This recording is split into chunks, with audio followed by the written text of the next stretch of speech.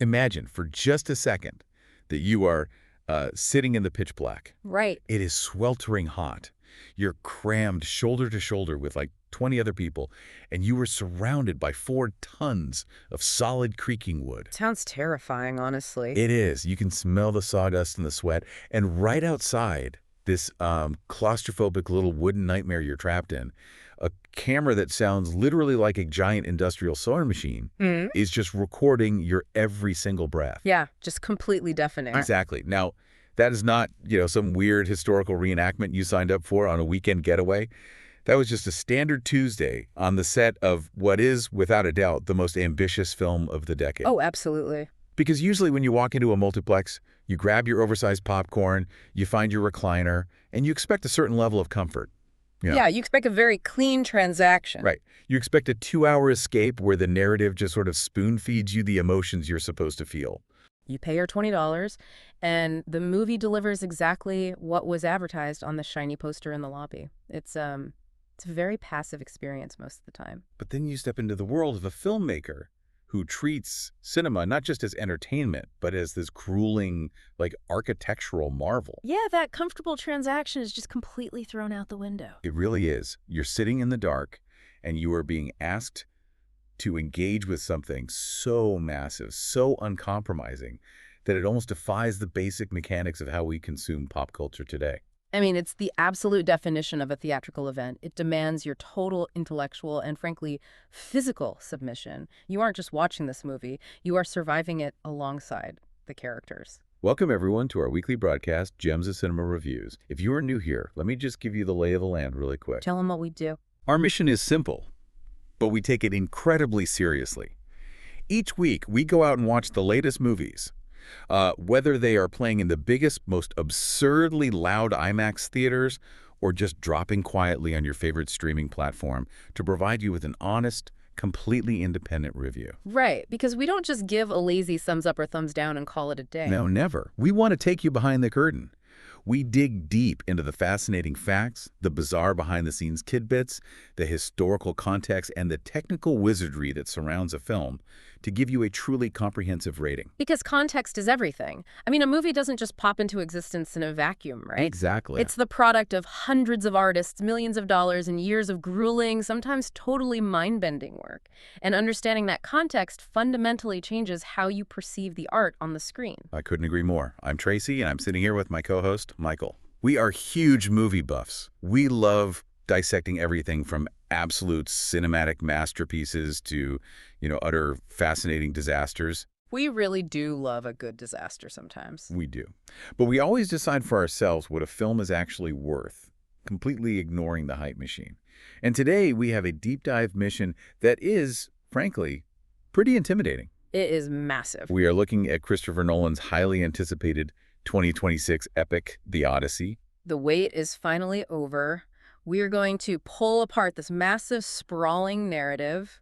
We're going to marvel at the groundbreaking technical achievements, which, as you hinted at with the wooden horse earlier, are truly unprecedented in modern Hollywood. Unbelievable stuff. Yeah, and we are also going to address the intense, frankly exhausting controversies surrounding the film.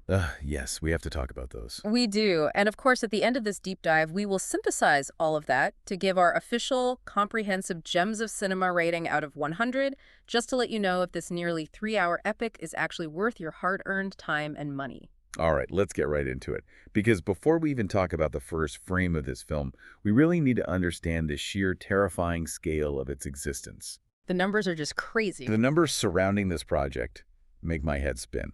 Let's start with the release. It had this incredibly lavish world premiere in London on July 6, 2026 at the Odeon Lux Leicester Square. Beautiful theater. Oh, gorgeous. And then it officially hit US and UK theaters on July 17. But the number that I just cannot get past, the thing that stops me in my tracks, is the budget. It is a staggering figure. The estimated production budget for the Odyssey is $250 million. That's just wild. It is. And remember, that does not include the marketing budget, which often equals the production budget for a film of this size. It was co-produced by Universal Pictures and Syncope, which is the production company run by Nolan and his wife, Emma Thomas. Okay, stop right there. $250 million. I have to push back on this, or at least ask you to explain the studio logic here. Okay, let's unpack it. Because we need to emphasize something crucial to you listening right now. Yeah. This film carries a hard, restrictive R rating. How on earth does a studio executive look at a 3-hour R-rated adaptation of an ancient Greek poem and sign a check for $250 million? Is that considered like financial suicide in Hollywood? In almost any other circumstance. Yes, absolutely. It is a terrifying risk. Because when you restrict your audience by slapping an R rating on a film, you are completely cutting out the teenage demographic. Which is usually the bread and butter. Exactly. Teenagers and families usually drive the massive summer blockbuster revenue that justifies a $250 million price tag. Now, we have seen massive budgets for R-rated films recently. Think back to, 2024 with films like Joker, Folie à Deux, or Deadpool and Wolverine. Those cost an absolute fortune. Right, but I feel like those are completely different beasts. Oh, totally different, because those were established comic book franchises. They had massive built-in global fan bases that were actively demanding violence, profanity, and adult themes. It was a calculated, proven demographic. Right, people knew exactly what they were buying a ticket for. Yes. But the Odyssey, it's a piece of classical literature. It's assigned reading in high school. Yeah, exactly. So to spend that much money on an uncompromising, violent, dense historical epic requires a level of studio trust that essentially only Christopher Nolan possesses in the current ecosystem. I mean, following the massive success of Oppenheimer, Universal basically just handed him a blank check. And what blows my mind is that the gamble actually paid off. Let's talk about the box office explosion, because the numbers completely shattered my expectations. He shattered the industry's expectations, too. Right. In its global opening weekend, the Odyssey pulled in $264 million. Incredible. That breaks down to $124 million domestically here in the U.S. and Canada, and $140 million internationally. For an R-rated historical epic with no superheroes, no lightsabers, and no multiverse, that is practically unheard of. It completely upends conventional box office wisdom, because the long-standing industry expectation is that adult-skewing epics of this length and maturity are slow burns. Yeah, they usually open small. Right. They are supposed to open modestly and rely on strong word of mouth and, awards and buzz to carry them over a period of months. But this didn't open like a slow burn. Not at all. This opened like an Avengers movie at the absolute peak of the MCU. And we have to analyze why that happened. It wasn't just organic interest in Greek mythology. Just, The hype cycle and the scarcity model they employed were totally unprecedented. The scarcity model is the key phrase there, I think, because the ticket frenzy for this movie was something I have never experienced as a film fan. If you were trying to get tickets to this, you know exactly the pain I am talking about. Oh, the digital queues. It was brutal. Universal and IMAX made a move that I don't think we have ever seen in the history of cinema. They put tickets for the IMAX 70mm screenings on sale a full year in advance. July 17, 2025. A full calendar year early. Think about how absurd that is. Most massive blockbusters put their tickets up a month, maybe 6 weeks in advance if they are really trying to build anticipation. Right. Asking audiences to commit to a movie theater seat 365 days in the future is just a massive flex. And it caused absolute chaos. Half of all the available IMAX 70mm theaters in the U.S. sold out their entire opening weekend within 12 hours of the tickets going live. I vividly remember that day. The AMC app completely crashed. Their website was returning error codes. There were hour-long digital queues. I'm going to make a comparison here because it's the only one that fits. Trying to get a good center row seat for the opening weekend of the Odyssey felt exactly like trying to get Taylor Swift-era's tour tickets. It's honestly a perfect analogy. You're sitting in a digital waiting room, sweating, watching a little blue bar crawl across the screen, just praying your session didn't time out while you try to remember your schedule looked like a year from now. Yeah, and what's fascinating here is the psychology behind that demand. We're living in an era where theatrical exclusivity is constantly challenged. Yeah, because everything goes to streaming so fast. Exactly. People know that most movies will be on their TVs in 45 days. Why rush? But Nolan has managed to brand his specific format as an essential, unmissable, physical event. Yeah, he really has. By making the IMAX 70mm format the true, pure way to see the film, and highlighting how incredibly rare those specific screens are, which we will get into later, he created a frenzy of FOMO, fear of missing out. It's so true. It wasn't just about seeing a movie, it was about securing an experience that was actively, intentionally limited. And the marketing around that experience got really creative and honestly so bizarre. Did you see the promotional tie-ins leading up to the release? Yeah. Because they did not feel like the marketing for a dusty old poem. The viral marketing was inescapable, and it was deliberately designed to break out of that prestige cinema bubble. Oh, AMC really leaned into the madness. They released this incredible Trojan horse popcorn bucket. I saw those all over social media. It was massive. It was this ridiculous, heavy plastic horse, and it had a little trap door on the top where you literally reached in to get the popcorn. Which is just so funny conceptually. It instantly became a viral collector's item on TikTok. But the thing that really caught me off guard, like the moment where I realized how massive this cultural footprint was going to be, was the TV spot during the AFC Championship game. Oh, that was wild. You were sitting there watching playoff football, eating wings, expecting standard beer commercials and truck ads, and suddenly there was a surprise appearance by Travis Scott in the promo for an ancient Greek epic. It is a brilliant, jarring juxtaposition. You take a piece of literature from antiquity, something that is usually trapped in the rigid confines of academic history lessons, and you market it with one of the biggest, most influential hip-hop artists on the planet. Right in the middle of a massive football game. Exactly. During a massive, aggressive sporting event, it sends a very clear subconscious signal to the general audience. It says, this isn't your grandfather's sword and sandal movie. This is a modern, pulsing, visceral cultural event. It made the Bronze Age feel contemporary. Okay, so the financial gamble paid off, the viral marketing worked flawlessly, and millions of people packed the theaters.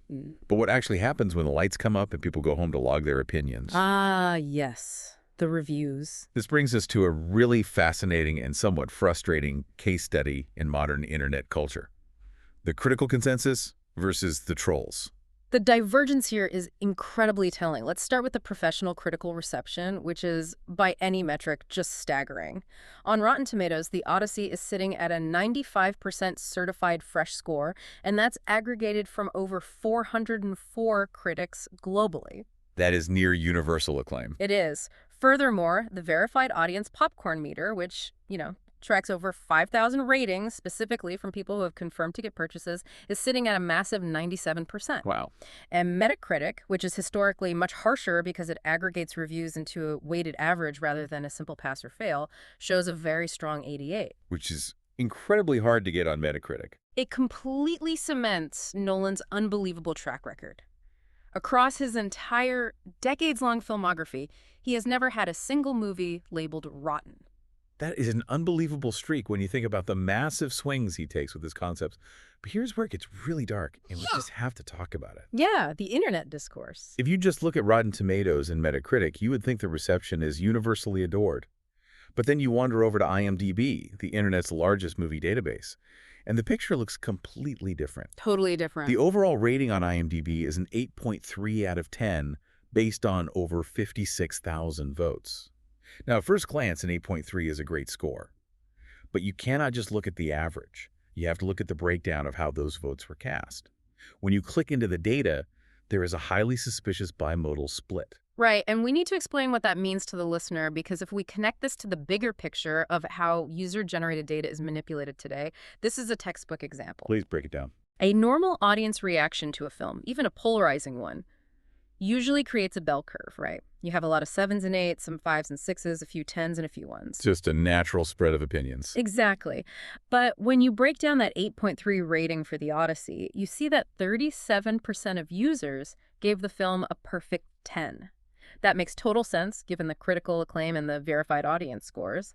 But a striking 13.9% of voters gave it a 1-star rating. That is the lowest possible score you can give. Right. So you have this massive mountain of votes at 10, a massive spike at 1, and virtually a dead zone in the middle. So statistically speaking, what does that actually tell us? Yeah. Because no movie is organically perfectly split between greatest of all time and absolute worst garbage ever made. Exactly. In statistical terms, a bimodal split with extreme poles is the absolute hallmark of coordinated review bombing.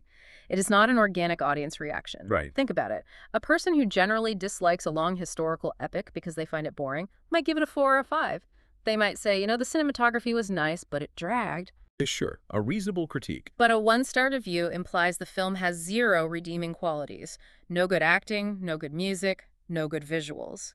So a coordinated block of thousands of one-star reviews dropping the exact moment the film is released usually points to a specific orchestrated agenda. And we know exactly what that agenda is. We have to address the culture war noise that surrounded this film.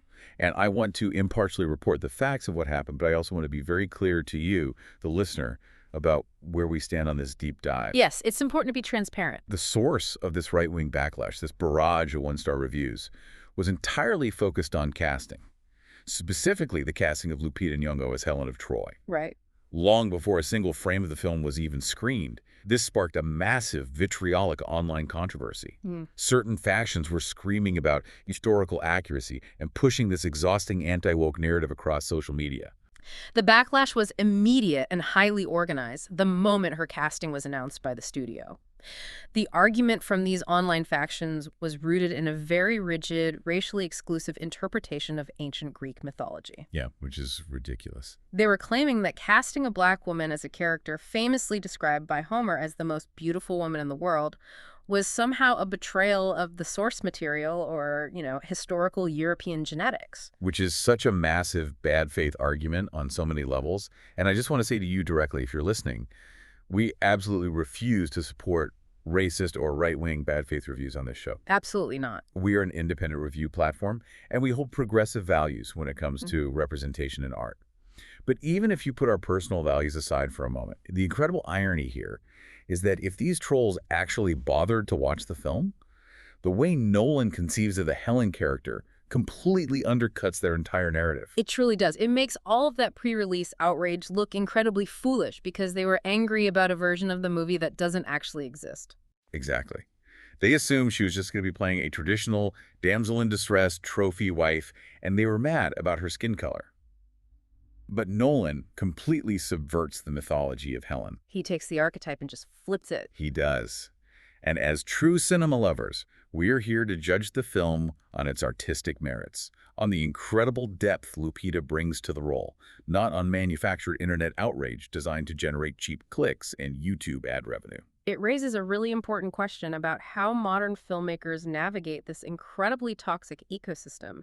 And Christopher Nolan's response to the backlash was perfectly characteristic of his personality. Oh, it's so good. He is notoriously stoic. When a journalist asked him about the online controversy regarding Nyong'o's casting, his exact unbothered response was, "Irrelevant. Remember, I spent 10 years dealing with Batman." I laughed out loud when I read that quote. It is so perfect. He essentially looked at these angry internet trolls and said, I survived the comic book fandom sending me death threats over the exact shape of a superhero's ear cowl and the pitch of Christian Bale's voice. Your historical nitpicks about Greek mythology do not faze me in the slightest. It is the calm, insightful voice of reason in a sea of manufactured hysteria. He recognizes that noise for exactly what it is, just noise. It has no bearing on the artistic process. And ultimately, the $264 million box office opening proves him right. The review bombing did absolutely nothing to slow the film's momentum. It didn't deter general audiences at all. So let's leave the trolls behind where they belong and dive into the actual movie.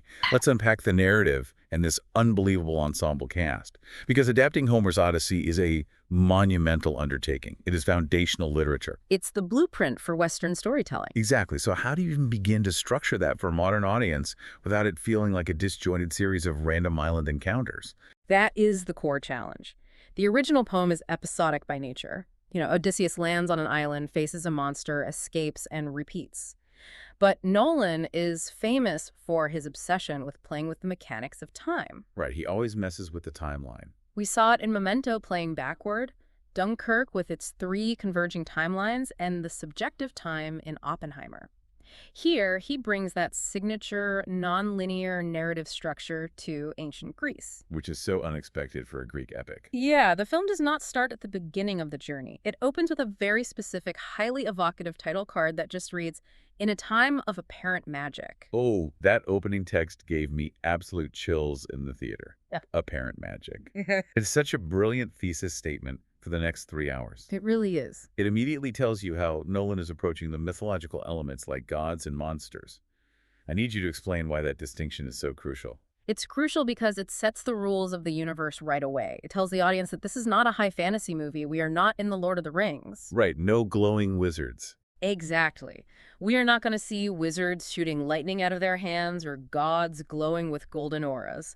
It frames the entire narrative through a lens of psychological realism and Bronze Age perspective. That's such a good way to put it. It's a grounded, brutal world where phenomena that the characters cannot explain, freak storms, devastating plagues, the unyielding nature of the sea, are perceived by them as magic or divine intervention. It allows a film to feature mythological elements without breaking the gritty, tactile reality Nolan wants to maintain. It makes the world feel so dangerous, because everything is subject to the cruel whims of nature, which they call gods. And within this grounded world, we follow the core story.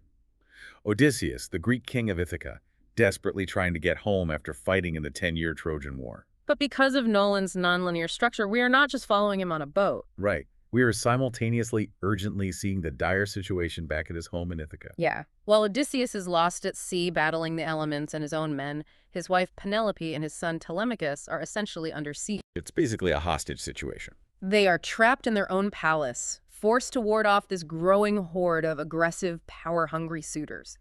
These men believe Odysseus is dead, and they're essentially squatting in his home, eating his livestock, and violently vying to marry Penelope so they can claim the throne and Ithaca's wealth.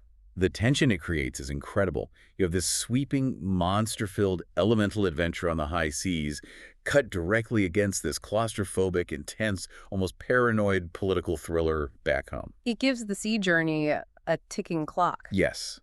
And to pull off these two massive parallel storylines, Nolan assembled a star-studded cast that is just dizzying. Let's start with our leading man, Matt Damon, as Odysseus, because the physical and mental preparation he went through is wild. What's fascinating here is Nolan's specific interpretation of the character. If you look at past adaptations, Odysseus is often played as a standard, muscular, noble action hero with a booming voice. Like Sean Bean in Troy. Right, exactly. But Nolan didn't want that. He viewed Odysseus as a deeply complicated, wily, sometimes morally compromised strategist.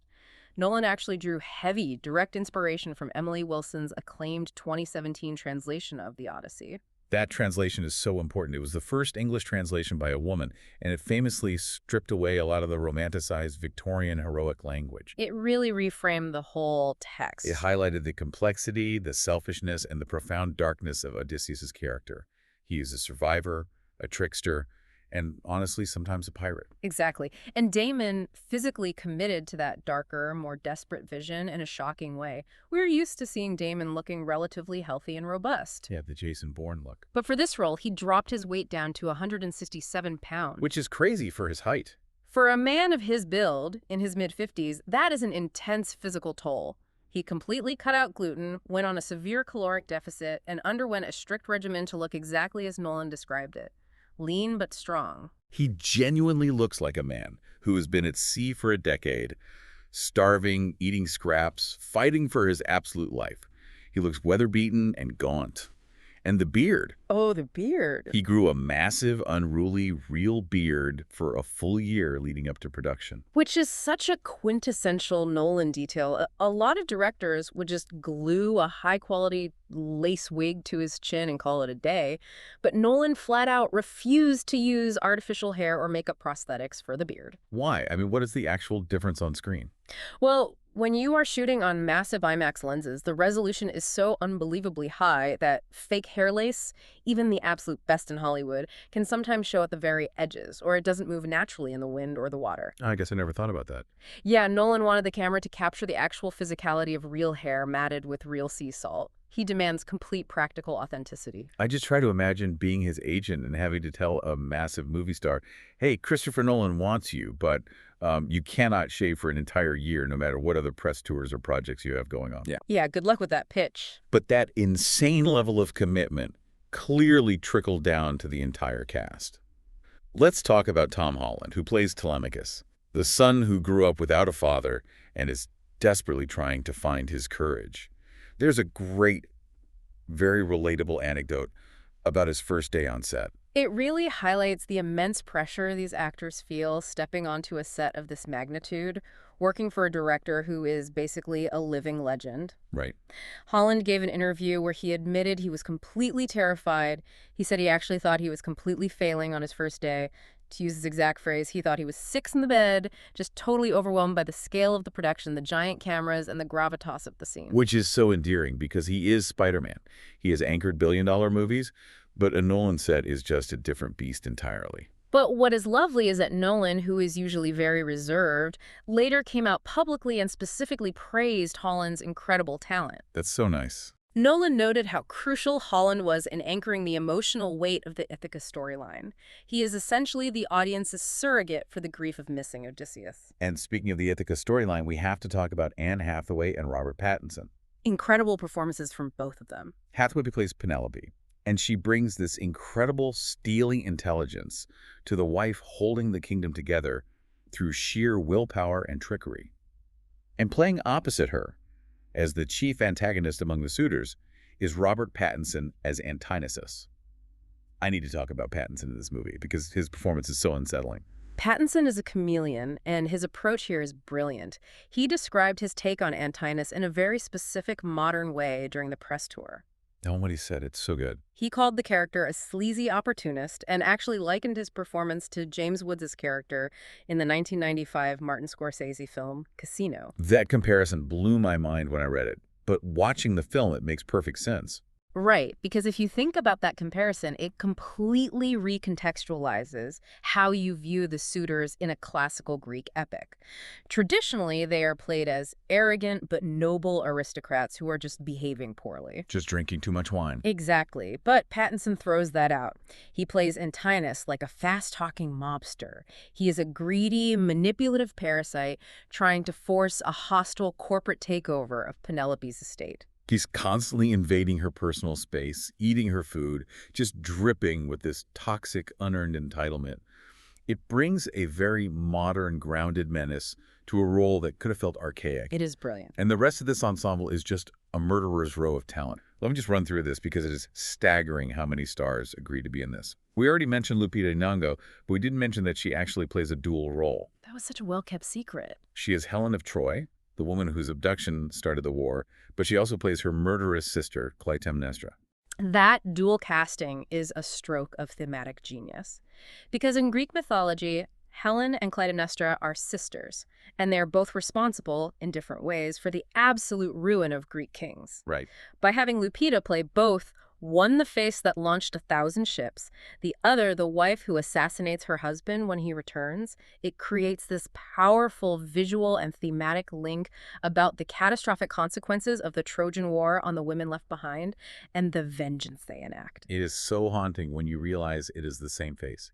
And you have Zendaya, who plays Athena, the goddess of wisdom and war, but she also portrays a young, mortal Trojan priestess. Which ties perfectly back into that apparent magic concept we discussed earlier. Oh, right. Explain how that connects. Well, when the gods appear in this film, they don't float down from the clouds on chariots. They often take the physical form of seemingly ordinary mortals. So Zendaya's dual casting visually represents how the divine masks itself in the human world. So cool. When she speaks to Odysseus as a mortal priestess, is he actually receiving tactical advice from a human?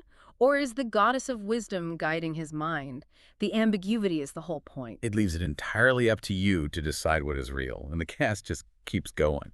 We have Charlize Theron as the nymph Calypso, who traps Odysseus on her island for years. Samantha Morton brings this terrifying feral energy to the witch Circe. She was terrifying. John Leguizamo plays the blind swineherd Eumaeus, who is one of the only people who remains deeply loyal to Odysseus. You've got John Bernthal bringing his signature intensity to Menelaus. Benny Safdie is amazing as the arrogant Agamemnon. Himesh Patel plays Eurylochus, who is Odysseus' second in command and the guy who constantly practically challenges his insane decisions. Oh, and Ellie Page plays Sinon. Sinon is a really interesting addition for the literary nerds out there because that character is not actually in Homer's original poem. Wait, really? Yeah, Nolan borrowed the character of Sinon from the Roman poet Virgil's Aeneid in order to flesh out the narrative surrounding the deception of the Trojan horse. Oh, Sinon is the Greek soldier left behind to convince the Trojans to bring the horse inside. It shows that Nolan wasn't afraid to pull from the wider tapestry of classical mythology to serve the specific narrative engine of his story. I want you to just sit back and imagine the sheer logistics of managing this many A-list actors on a single film set. You have multiple Academy Award winners, massive global franchise stars, up-and-comers, all with their own dedicated teams, their own complex schedules, their own methods, and let's be honest, their own egos. Managing that is like being a head of state. Actor James Remar, who has a smaller supporting role in the film, gave an interview where he said he is still to this day thinking about the fact that Christopher Nolan would just stand on set for 12 hours straight. Just standing. No director's chair with his name on it, no bathroom breaks, no retreating to a trailer, just absolute, unyielding, commanding focus over this massive operation for half a day, every single day. It requires the stamina and the tactical mind of a general to command an army like that, which honestly is the perfect transition into exploring the mechanics of how he captured all of this. Because Nolan's role as a general wasn't just managing the human element, it was managing technology that borders on the impossible. This is where we get into the specs that make absolute film nerds drool. The Odyssey has achieved something completely historic. It is the very first blockbuster to be shot entirely on IMAX 70mm film cameras. Entirely. Not just a few scenes. Right. Now, Nolan has used these cameras before for big action sequences in The Dark Knight or Tenet. But here, it is not just the establishing shots, it is the whole movie. I need you to explain to the listener why that matters, because it sounds like just a technical buzzword, but it is actually a monumental achievement. It changes the fundamental fabric of how the movie is made. Let's compare it. Standard 35mm film cameras, or modern digital cameras like the ones used to shoot Marvel movies, are relatively small, lightweight, and most importantly, they are whisper quiet. Right, you can just tuck them in a corner. You can put them anywhere. But IMAX 70mm film cameras are massive. They are incredibly heavy, cumbersome blocks of metal. But the biggest challenge is that they are notoriously deafeningly loud. Because of the film moving through them. Exactly. Because they are pulling 70mm wide celluloid film through the mechanical gate at an incredible speed, they sound like a lawnmower or a giant sewing machine on steroids. So wait, how do they shoot intimate, quiet dialogue scenes between Matt Damon and Tom Holland if there is a literal chainsaw running right next to their faces? It requires unbelievable logistical gymnastics. It requires incredible sound engineering on set. They have to build these custom sound-baffling blimps around the cameras to muffle the noise, which of course makes the cameras even bigger and heavier. Oh, that sounds awful for the crew. It requires precise, exhausting choreography from the camera operators who are physically hauling these beasts around. And often it requires the actors to do extensive ADR automated dialogue replacement in a sound booth months later because the on-set audio is completely unusable. So much extra work. But the trade-off for all this suffering is the image. The lenses capture an image that is vastly larger, with a resolution roughly equivalent to 18K digital, capturing more physical detail, color depth, and scope than any other format in the world. It is the most pristine image imaginable. But the crazy, almost tragic part of this massive effort is how few places on Earth can actually show the movie in its true format. It's actually kind of sad.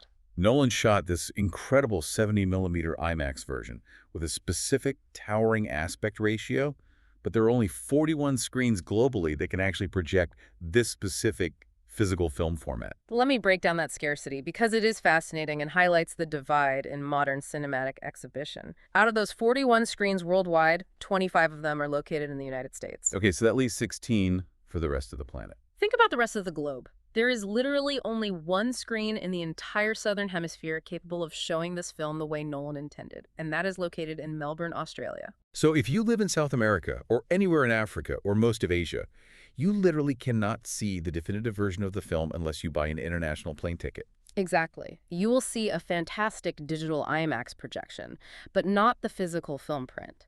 And the sheer corporate effort to even get those 41 screens ready was colossal.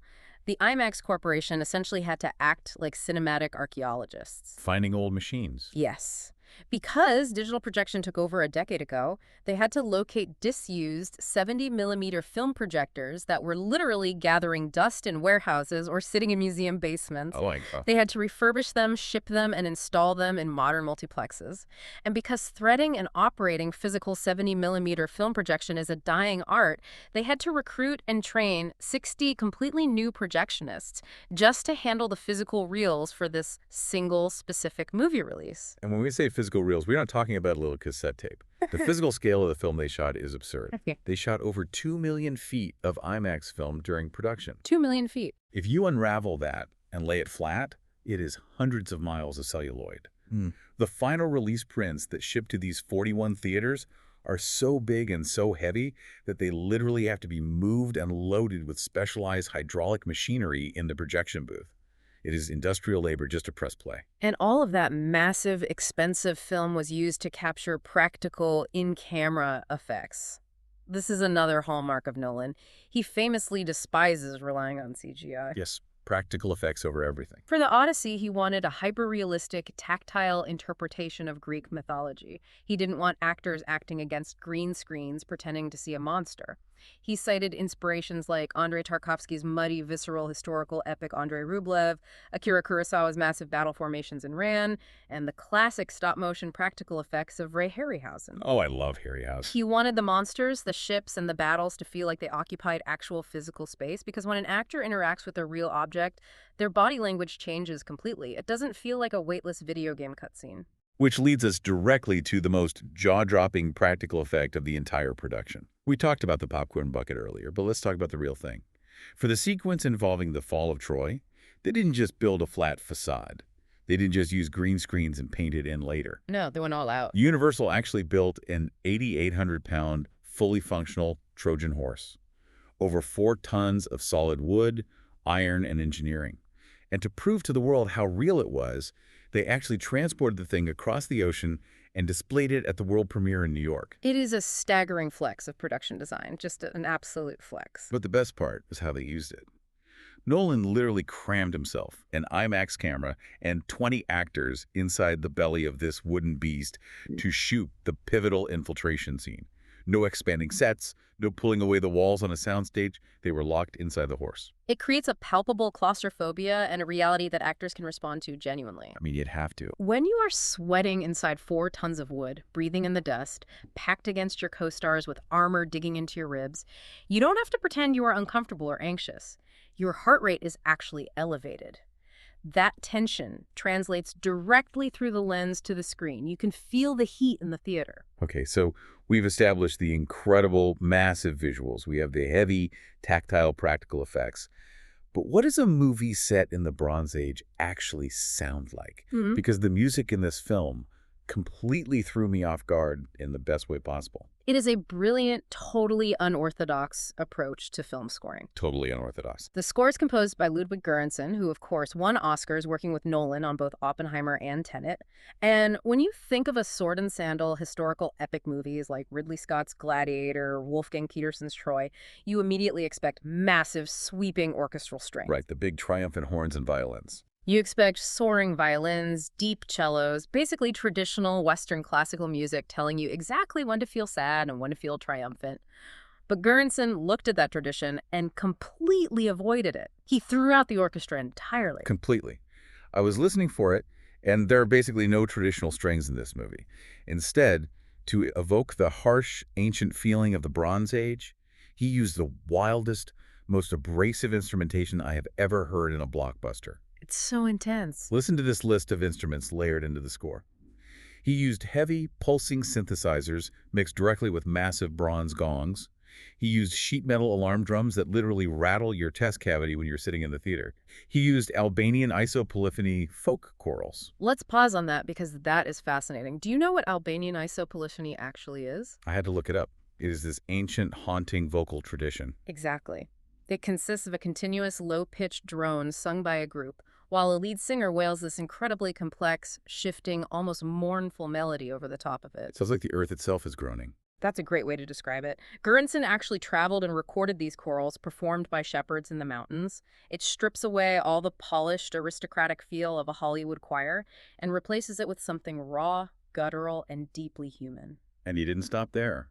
He also brought in historically accurate ancient instruments, like the ancient aloes, which is a very harsh double-reed wind instrument, and the ancient lyre. But it is how they use the lyre that is so genius. The application of those specific instruments is incredibly deliberate. For example, during pre-production, Nolan suggested that Göransson use the distinct plucked sound of the ancient lyre specifically and exclusively when Odysseus plucks the string of his hunting bow. It creates this terrifying, almost musical association with his violence. When you hear that beautiful pluck, you know someone is about to die.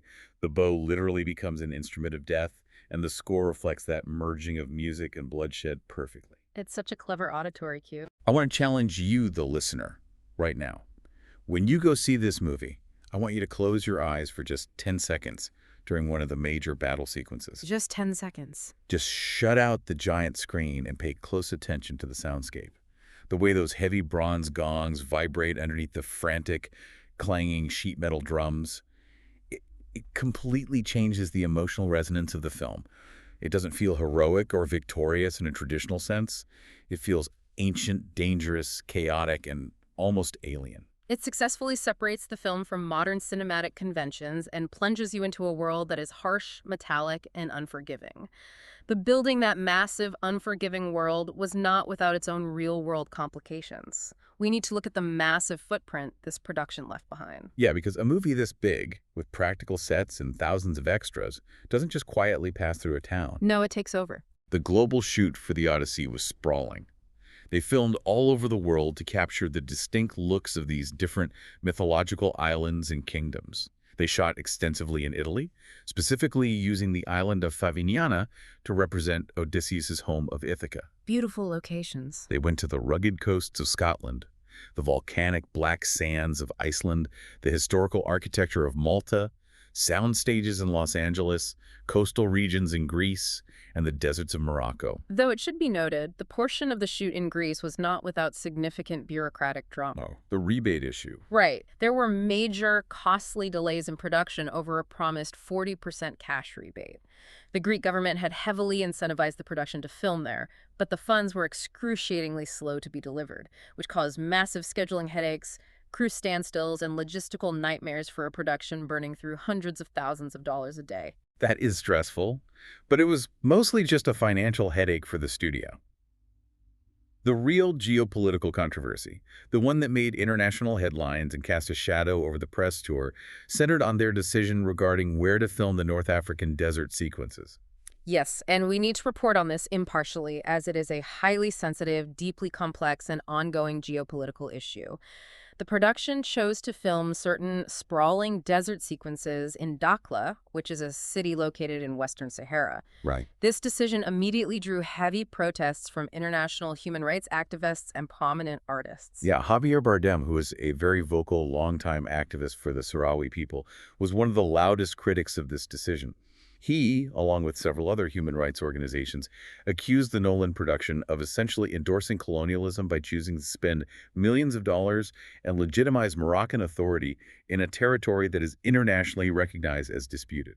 The core argument from the activists is that by operating in Dakhla, paying local taxes, and working hand-in-hand with the local authorities there, the massive Hollywood production is tacitly complicit in the occupation of Western Sahara. And what did the studio say? The production and the studio argued in their defense that they were simply utilizing the necessary specific landscapes required for the art, and that a film crew does not dictate foreign policy. It's such a tough situation. But it highlights a really critical modern question.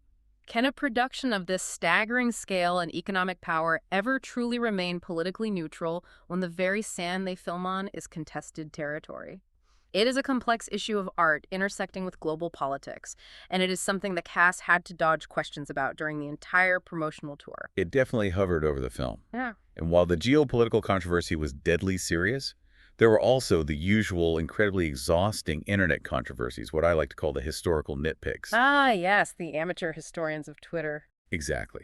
The minute the very first promo photo of Matt Damon as Odysseus dropped online, before a trailer was even released, these armchair historians were complaining online about the historical accuracy of his bronze helmet. People have too much time on their hands. They really do. They were analyzing the cheek guards, zooming in on the crest, and angrily typing threads about how the metallurgy was from the wrong century of the Bronze Age. Which completely, willfully ignores the fundamental premise that Nolan established in the very first frame of the film. In a time of apparent magic. Exactly. It is a mythological adaptation of a poem written by a blind bard centuries after the event supposedly took place. It is an exploration of themes and human nature, not a PBS documentary on Bronze Age blacksmithing. The other big nitpick that drove me crazy was linguistic. Critics and some audiences were quick to point out that the cast uses their natural American accents. Matt Damon sounds exactly like Matt Damon from Boston. Zendaya sounds American. This is actually a really fascinating creative choice that deserves analysis, I think. Please explain why he did it, because I loved it. Think about the history of cinema. For decades, the Hollywood default for any historical epic set in antiquity, whether it is ancient Rome and Ben-Hur, ancient Greece and Troy, or ancient Egypt, was to have all the actors speak in refined mid-Atlantic or British accents. Right, like that's just what people sounded like in the past. It was an auditory shorthand for old, serious, and aristocratic. But when you stop and think about it, why on earth would an ancient Greek king sound like he went to Oxford? It makes no logical sense. He doesn't. Nolan's choice to let the actors use their natural American accents is incredibly deliberate. It completely strips away that stuffy theatrical Shakespearean veneer. It modernizes the feel, making the characters sound like immediate, real practical people rather than stage actors forcing an elocution lesson. It removes that layer of artificiality. It makes Odysseus sound less like a king delivering a monologue and more like a tired, pragmatic soldier just trying to survive the day. It creates a raw immediacy. You are focusing entirely on the emotion of the delivery and the desperation in their voices rather than the polish of their articulation. Okay, we have covered the massive scale, the intense physical prep, the wild technical achievements with IMAX, and the real-world controversies. It is finally time to synthesize all of this. Time for the verdict. It is time for the official gems of cinema review and verdict. Now, as you listening know, we judge every movie we review based on 5 core essential metrics: story, acting, visuals, musical themes, and score and emotions. We are going to blend our thoughts on these elements right now to arrive at our final official score out of 100.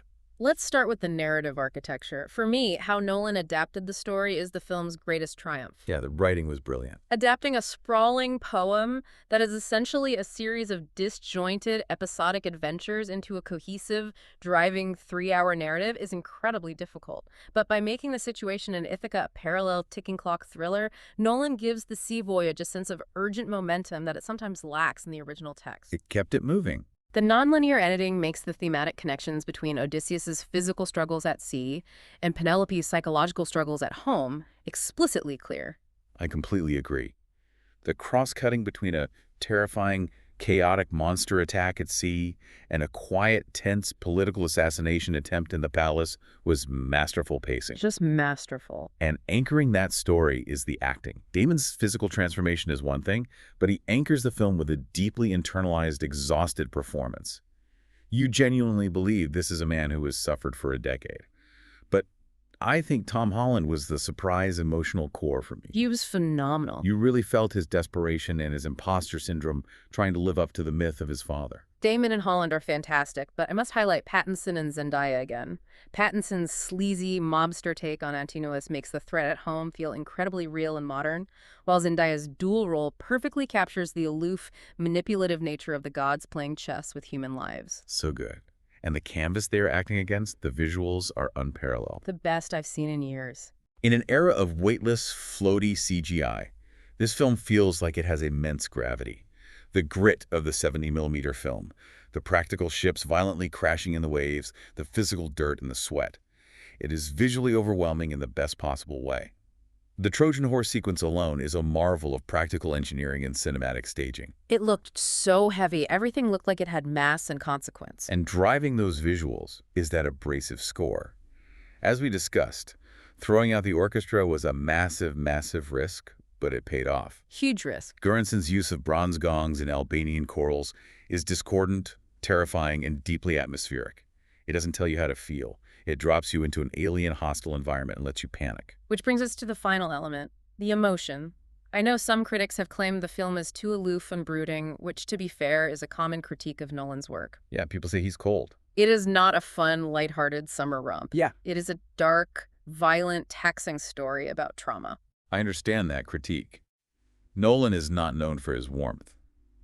But the emotional payoff in the final act, when the family dynamics finally collide after 3 hours of buildup, is genuinely deeply earned. You really feel it. It is a heavy, emotionally taxing experience, but it is a profoundly rewarding one. You feel the catharsis in your bones. I agree completely. It demands your patience and your endurance, but the catharsis at the end is monumental. So when we synthesize all of our thoughts on the story structure, the committed acting, the groundbreaking visuals, the terrifying score, and the emotional weight, we arrive at our final score. Drum roll, please. We are officially giving Christopher Nolan's The Odyssey a precise final score of 92 out of 100. A 92 is an incredibly high mark for us. It really is. It reflects the sheer audacity of the filmmaking, the borderline insane technical perfection of the 70mm execution, and the deep thematic resonance of the script. It is a masterpiece of scale. So, to definitively answer the ultimate question for you listening, do we recommend The Odyssey? Yes. Yeah. Absolutely, unequivocally yes. Go see it. But with a caveat. You need to see this on the biggest, loudest screen you can possibly find. Do not wait for streaming. Do not watch this on your laptop. Go to the theater. And in terms of where this ranks in our show's history, a 92 places it firmly in our all-time top 15, and it is easily in the top 3 films of 2026 so far. It is a staggering achievement that we will be talking about for years. And as a quick reminder to you, our full detailed metric breakdown, our complete written review, and our updated historical ranking are all available right now on our Letterboxd page, so be sure to check that out. It has been a massive journey unpacking all the layers of this film today. It really has. Thank you so much for joining us on this epic journey through our deep dive of the Odyssey. But before we let you go, I want to leave you with a final provocative thought to mull over. Ooh, leave him with a question. In a recent press interview, Christopher Nolan noted that he was completely physically and mentally exhausted by this production, and he announced he is taking a strict 3-year break from filmmaking because of the toll this shoot took on him. Which is incredibly uncharacteristic for him. He usually finishes a massive press tour and jumps right into writing his next project the following week. Exactly. So here is my question for you to explore on your own. Does Odysseus's grueling, decade-long, seemingly impossible journey to get home parallel Nolan's own exhaustive, perfectionist, obsessive journey to complete this massive cinematic achievement? Oh, that's interesting. When you watch the film, ask yourself, is the Odyssey not just a retelling of Homer, but a subconscious meta-commentary on the sheer, crushing physical and mental toll of making art on this uncompromising scale? Is Nolan Odysseus fighting the studio gods and the elements just to get his vision onto the screen? That is a fascinating layered lens to view it through, and it makes the exhaustion on screen feel even more authentic. I think so too. Well, if you enjoyed this deep dive, please subscribe to our weekly show so you never miss a review. Like this broadcast, leave us a comment with your thoughts on the film, and please share this review with your friends who are heading to the theater this weekend. And make sure to join us next week because we are doing a massive pivot to a very, very different kind of movie. We will be doing our official review of Pixar's Toy Story 5. Thank you so much for listening, and goodbye. Goodbye, everyone. See you at the movies.